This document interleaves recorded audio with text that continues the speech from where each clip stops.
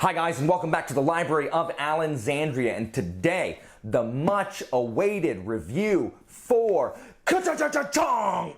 the Hod King, book 3 of the Books of Babel by Josiah Bancroft. This was the first book that I got to read this month, and I was so excited to read it because the first one is so good. Sinlin Ascent, so good. Arm of the Sphinx, so good. This book is also really, really good.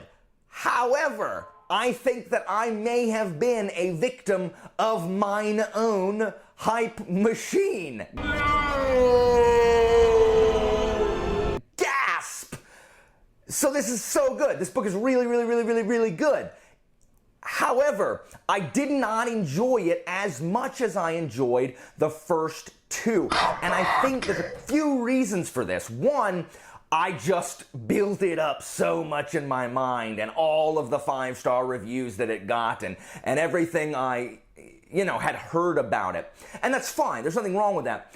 But it was a little slow in parts and I think there could have been a fix for that might have made it feel a little less slow. But in the end, I loved this book. I did. And I loved this book the more I sat on it. After I finished it, I had 1 rating, and then I was like, and then I raised it up, and then I was like, and then I raised it up again, because the longer I sat with it and the more I thought about it, the more I actually ended up enjoying it. I realized that as I was talking about it, I didn't actually dislike anything about it. I just thought that there was one thing in particular that I would have liked to see instead that would have made it what I wanted it to be to start with. So, whatever it is, it's still a fantastic book. I would still say it gets the coveted so good.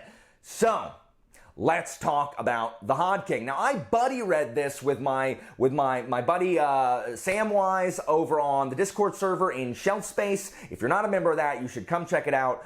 We talk all the time. It's super fun. Oh my gosh, there's so much talking. I could be so much more productive if I just decided to be antisocial and stop talking to people in the Discord. Anyway, it's super cool. Come join it. So me and Sam, we read this, and he liked it a little less than I did, and then we talked it over afterwards, and so came to kind of an understanding about it, despite the fact that I ended up enjoying it way more than he did. I think that's largely because I had read the first 2 books recently, where it's been like 2 years since he read the second book, so he doesn't have like all of that emotional baggage that I had from the characters, having just seen them last month. So that may have had something to do with it, but regardless, we both really enjoyed this book. I just probably enjoyed it a lot more. So there's not really a way to talk about this without spoiling book 2. So it is going to spoil kind of the end of book 2. It doesn't really spoil anything that happens in book 2, but I am going to spoil where they end up at the end of book 2, because it takes place right after the end of book 2.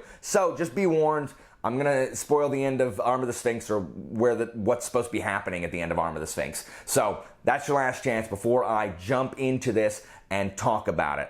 So the main setup of the Hod King is that the Sphinx has sent Senlin and the crew, so Edith, Iron, Valletta, and Byron, have sent them to investigate Jean-Luc Marat, who is arming the Hods and is trying to, is going to try to stage a revolution in the tower, or so the Sphinx thinks. So Senlin goes on ahead because they're going to the Ringdom of Pelphia. And this is one thing that makes it really, really different from the other 2 books, in that there are fewer locales in this one than in either of the other 2 books. It's really almost entirely in the Ringdom of Pelphia, which is the 5th ring of the tower. They don't really go anywhere else except like one other place, but it's almost entirely in the Ringdom of Pelphia. And Pelphia is just this gleaming white city, and they have Hods clean it every single night so it stays gleaming white, because the Pelphians are trash and they toss garbage everywhere. So they've got a slave army cleaning it all the time.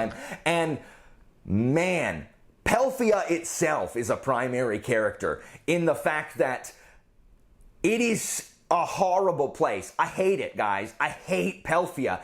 It stands for everything that I just despise. All that matters is appearance and social cachet and who was at whose party and who's being written about in the newspaper. These people love it even when bad crap's being written about them in the newspaper, because it's all about popularity and fame and appearance. And oh my gosh, for someone who has Asperger's, who really hates fake things, Pelthea is the ultimate just false domain. And we just get to see it, we especially see it in the middle section, but it's just prevalent everywhere. It's terrible. So, back to the plots. The Sphinx has sent Senlin on ahead. Senlin goes first, and he's supposed to be kind of scouting out this Colosseum where the Sphinx doesn't have any spies there, because it's his butterfly spies keep they just can't seem to break into the Colosseum. And so he's investigating that, and he's told, do not look for your wife, because as we saw at the end of Arm of the Sphinx, his wife is in Pelthea with Duke Pell. Don't talk to your wife, Senlin. Don't talk to your wife.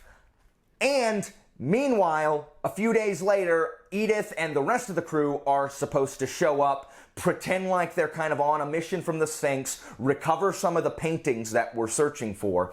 And so there's a lot of espionage. Everyone's goal is to kind of blend in and spy without being kind of outed as what they're really trying to do is very much against Pelthea, really.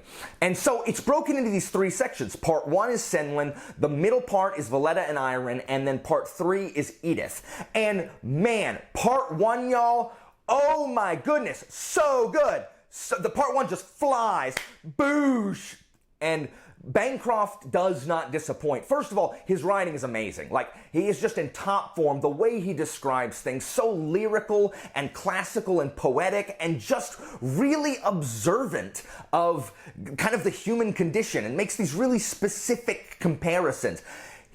I am so envious of his prose, of the way he writes. His prose is just, it is si magnifique. Just, it's so good. It's just so good. And Senlin, guys, Senlin is at his best/worst. He is at his Senlinist, where he still cannot accept his preconceived notions about the way things are and the way things should be versus the way things actually are. His expectations versus his reality are still all kinds of jacked up. And you'd think, having had his expectations just destroyed repeatedly, that he would be a little more aware of the way things are. He's not. Senlin, and this is, I love Senlin so much because he just reminds me so much of another one of my new favorite protagonists, which is Falchio from The Greatcoats, in that he just has this internal sense of justice and the way that things should be and the way that things ought to be. And he doesn't really understand why they aren't the way they need to be. And he thinks that if he can just hold out, he can change corrupt society. Okay, bud, good luck, Senlin. But just like the fact that Senlin expects one thing and reality delivers a different kind of blow, Bancroft does the exact same thing with us. He plays upon our expectations so many times in this book, guys. We expect one thing, and he's like, yeah, I know that's what you're expecting. Here's something different. And you're like, oh my gosh, why didn't I see that coming? Why was I expecting this? That is so much better. So good. He does it so many times in this book, and it's just really, really good. But Senlin's idealism and Senlin's sense of justice, he really wrestles with it in this book on, is he making the lives of the people around him better, or is he making them worse? Because so many people believe in Senlin, and so many people's lives have been uprooted because of Senlin's beliefs and Senlin's quest. Are their lives better for having met Thomas Senlin, or are they demonstrably worse? And Senlin really feels the weight of those choices, and that in this book, more so than the last one for sure. Now you gotta be warned, there is some like, bah, 1-2 gut punches in this book. There's some dark stuff. It's slow in places. It's a slow build. It's like each part, Senlin's is the fastest section by far. But each part has this really slow build with this just like cataclysmic finale of each different section. And then the finale of the book, I'll talk about that in a minute, but the finale of the book, oh my goodness, oh my goodness. So after Senlin's section, what was most difficult about this book for myself and for Sam is the fact that parts 2 and 3, part 2 especially, is the longest. And it's just really slow. And it's slow, it has to be slow, because for what it's trying to say, for all of the pieces that are moving in part 2, Sam and I talked about it, and we couldn't figure out, how could that have been done in less time? Like, what he was trying to do needed all of those pages in order to do it. And so I get that. It's just, it was, not very action-packed. There's a lot, there's relationship stuff there. It doesn't help that Valletta is my least favorite character. And so with Valletta being my least favorite, having an entire section focused on her, yes, Irena's there, but it's mostly Valletta. Having an entire section focused on her is just really, it's just, kind of tough to deal with. Now, the end of part 2, it was late at night and there was just so much happening. My emotions were just and so many things comes out of left field and I'm like, what? I was just distraught by the end of part 2. And then it rolls into part 3, and unlike Senlin's section takes place several days before Valletta and Edith and Irene and Byron get to Palphia. And so I understand why it has to be alone. But when Sam and I were talking, what would have fixed the pace of the book for us is, since the third section, Edith's section, Edith isn't with Irene and Valletta, but her section takes place at the same time as Valletta's section.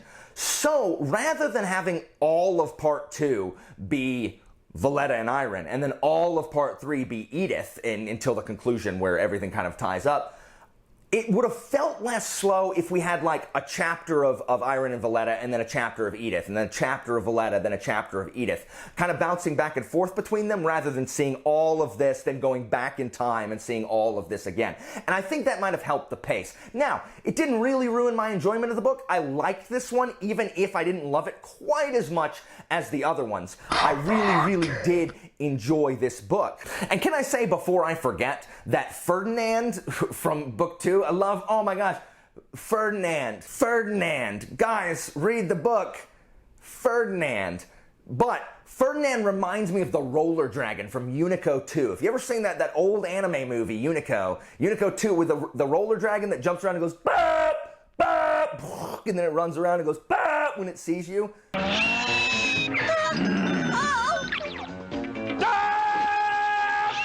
Y'all know what that is? Y'all ever seen Unico 2? It's Unico in the Island of Puppets or something like that. Terrifying. It's got that little ball guy, Karuku, who says, Toby! Toby! Toby! Toby! My, Toby. Imagine finding you in a place like this. Oh, those are people, aren't they, Toby? No, Lord Karuku, these people are useless. Y'all know, if you've seen Unico, in the comments, tell me you've seen Unico. The second one's better than the first one. The first one just has Beazle and the cat girl who's like, vampire, ooh. This isn't a review of Unico. Anyway, all of this leads to an incredible conclusion. The last 100 pages of this book, guys, so good. It ties everything together. It forgives a lot of the slow pace of the middle, for me, completely. This is what, the more I ruminated on the finale, the more I raised my own opinion of the book, because the finale is just so good. And what it is setting up for in book 4, The Fall of Babel, which is not coming out in April as I originally had seen, it is in fact coming out in September. Next September. What? It is my life's quest to try to get an advanced reading copy of The Fall of Babel. Oh my, I can't wait till September. Guys, what it is setting up for, Bancroft actually just on his Twitter, posted a picture of the end page of his manuscripts, like 880 typed pages of his manuscript. So this book's going to be just as long, if not longer, than Hod King. But he hasn't had his first round of editing. So, oh my gosh, I don't know how I'm going to wait till next September, but it is going to be so good because all of the buildup was done in this book. All of it. There's no build-up left to be done. It is going to be a whirlwind. And it's just gonna like, oh my gosh, I cannot wait. And if you've read The Hod King, I know that you are in the same camp as I am. Now, before I get into talking about spoilers, because I really can't talk about some of the really fantastic things about this book without diving into spoilers. I mean, that's just the problem when you get into book 3 of a series. But what I can say is that this book 2 was about the relationship with the crew, and we got to really get inside their heads and see their motivation and see them as friends and this found family. Well, this book is much more about other kinds of relationships. There's a lot of relationship stuff in this, and in the acknowledgments, Josiah Bancroft talks about how he was writing and editing this book as he was having his youngest daughter, or his youngest, I think it's a daughter, but his youngest child. And so there's a lot of that parental kind of relationships in this book, and of different kinds. We see surrogate parents, and we see actual parents and their bonds with their children, and the children's bonds with not just their parents, but their caretakers and their found kind of family and parents. We also see some really actually realistic romantic entanglements here that are complicated and nuanced. There's no insta-love anywhere. It's just complicated are several of the relationships. And we also see extremely toxic relationships and how difficult it can be to leave those relationships, that it's not as easy as just extricating yourself, especially when children are involved. You can't just say to an abuser, hey bud, we're done. I'm just gonna go ahead and get on out of here because you're a piece of garbage. When there is this massive power vacuum, when someone has that kind of power to harm both you and, worse, your child, it just isn't as cut and dry as walking away from an abusive relationship. And Bancroft really kind of creepily delves into this. It's sometimes like it's just scary to read about. And as someone who knows people who have been in those kind of relationships, it certainly hit home in a freaking fantasy book. So I thought that was really, really well dealt with and well nuanced. So I think he did a really good job just with all of the relationships here, building on the foundation that he built with the crew in Arm of the Sphinx. Bancroft just writes really good characters and really good relationships. And so by the end of this book, it just stayed with me for a while. And anytime books stay with me and I'm thinking about them after I put them down, I mean, I gotta raise up the book in my opinion. And so now I'm gonna just get into a little spoilers. I'm gonna turn it over to Posh Allen, who always like tosses the spoilers for me. So this is your last warning. Spoilers are coming. If you want to see what I gave this book, just click the timestamp that's going to jump to the end in the rating, and I'll catch you after the jump.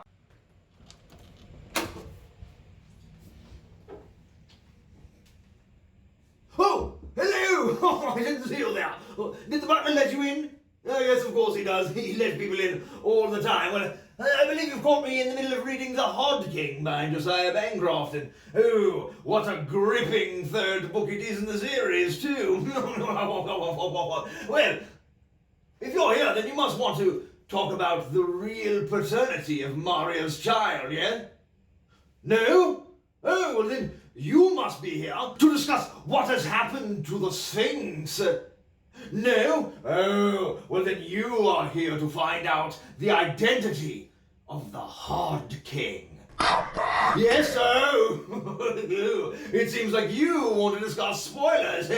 Well, go ahead and see. Well, There's not really a seat, but well, you can move that down and sit right there, and we'll have ourselves a nice spoiler discussion, shall we? Spitsport cheerio. All right, now building on what I just said about relationships, I just want to talk about the different types. The abusive relationship I was talking about, that if you've read it, I mean, the relationship between Maria and the Duke. Maria, she won't leave with Senlin, she won't leave with Valletta. It's not until the end when Edith rolls up there, and let me tell you, I cheered when Edith rolled up in there and broke, like just destroyed the Duke's hand, and then said, if you even think of coming after Maria and this baby, I will break every bone in your body this exact same way.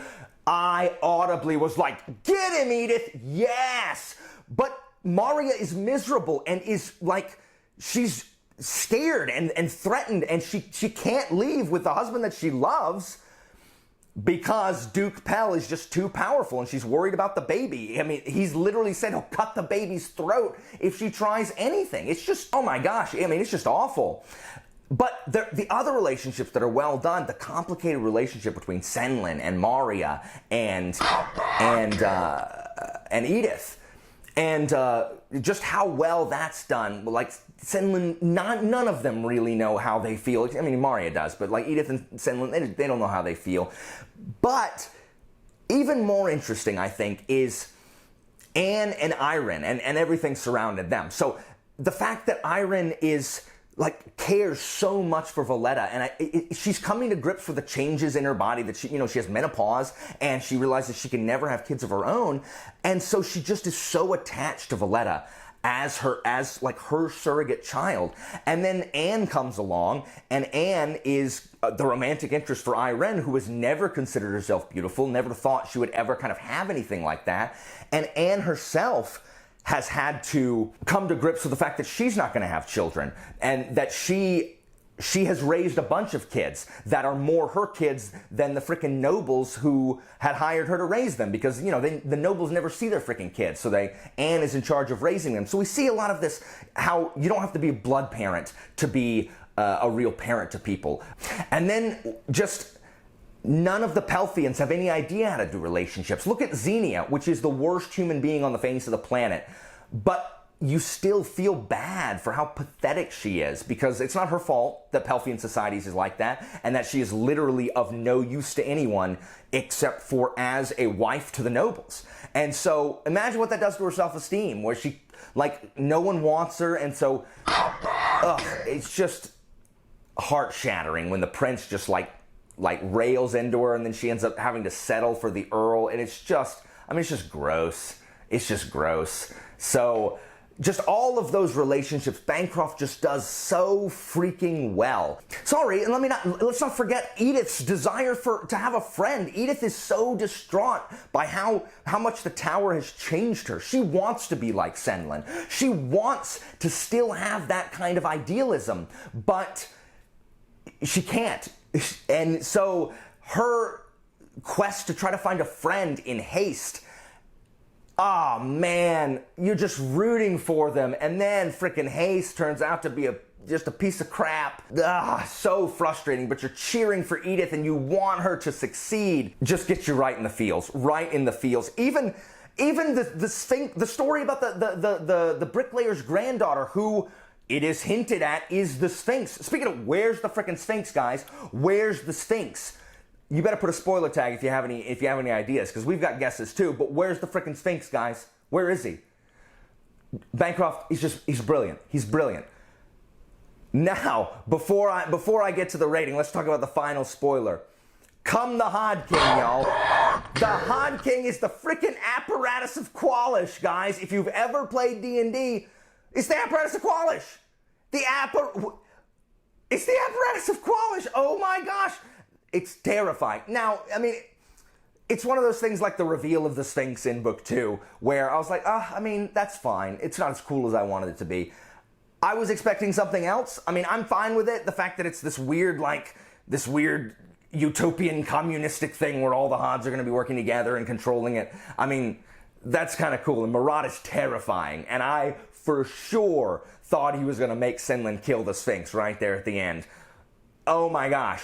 Oh my gosh. And this is a good point, but it was not my theory. Samwise thinks that Marat knows exactly what Senlin is planning. And so Marat is actually the one acting, not Senlin. So we'll see how that plays out. But the frickin' apparatus of Qualish.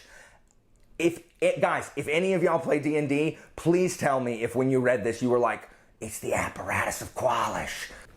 So guys, on the Kingfin approval system, I give this book, it's a superb. This is a superb, maybe a superb minus because of the kind of slowness, but the more I thought about it, it's a superb. Superb, maybe superb minus the superb. It's definitely in the superb category. And out of 5 stars, I give it 5 stars. Initially when I finished, I was like, it's a 4-star book. But then as I thought about it and talked about it, I was like, nah, it's a 4.5-star book. And then as I talked about it more, I'm like, nah, I love this book. I love this book. I love these characters. I love this world. It's a 5-star book. Even with the slow parts, I love spending time with these guys. I love it so much. So I enjoyed it greatly. Talk to me about it in the comments if you've read it, guys. I cannot wait for September of 2021. Thanks for watching, guys, and as always, I will see you next time. Come the Hod King.